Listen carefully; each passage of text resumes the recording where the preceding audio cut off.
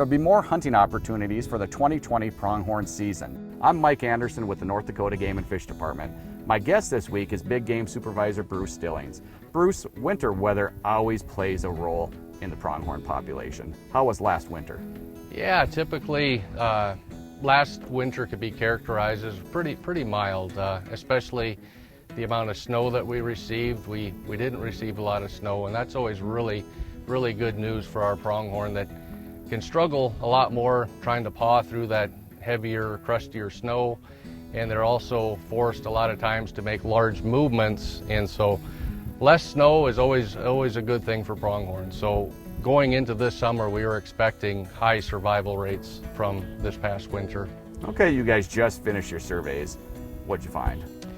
Yeah, we just completed our surveys, and numbers were up about 6%, and so that puts us at just over about 10,000 animals. We're going to have 1,790 licenses this year, and that's a little bit more than 450 from last year. We're going to have 3 more units open, 8A north of Dickinson, 11A southeast of Richardson, and then we're also going to have a unit open north of the Missouri River for the first time since 1993. We're going to have 13A open in the northwest part of the state. So that's really encouraging and going to provide some additional hunting opportunities this fall. Okay, Bruce, why don't you tell our viewers, how do you guys do your pronghorn surveys? Yeah, so we fly a 1-mile strip transect survey. So we're going to be classifying and counting animals 1/2 mile each side of the airplane. We start our surveys just shortly after sunrise to make sure that we're counting and observing animals when they're most visible. We conducted surveys over 15,000 square miles this past summer. We did this from July 1st through July 14th.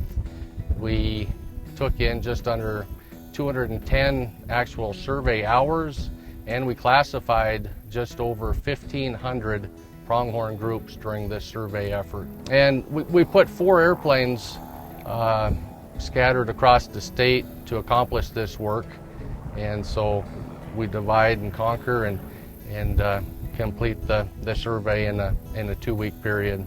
Okay, how do you determine the amount of licenses we're going to give out? Yeah, so we have population objectives established for each management region. So then once the survey is complete, we look at how numbers within each survey unit compare and are included in the management region, and then we make license adjustments accordingly to ensure that we're managing within those population objectives.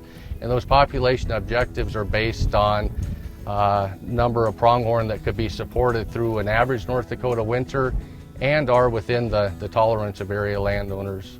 Okay, pronghorn numbers are heading in the right direction. What's that take? Yeah, they have been trending upward since 2012 when we reached a recent low after the winters of 2008 through 2010, and they've been on the increase since 2012, and it's going to take more milder winter weather conditions, favorable habitat conditions that's going to promote better fawn production so we can continue to see this population grow and potentially be able to open the last 2 units that we have remaining in the state northeast of Richardson and then also north of Killdeer. We'd sure like to see those get open in the future. Okay, deadline is when? Deadline to apply is August 5th. So Bruce, it's fairly simple to apply for a license if you're interested. Yep, just go to our North Dakota Game and Fish website and fill out your application and you'll be entered for this year's lottery. A lot of great information. Thank you. Thank you. Like Bruce just mentioned, the application deadline for the 2020 pronghorn season is Wednesday, August 5th, and it's easy to apply. Just go to the Game and Fish Department's website at gf.nd.gov.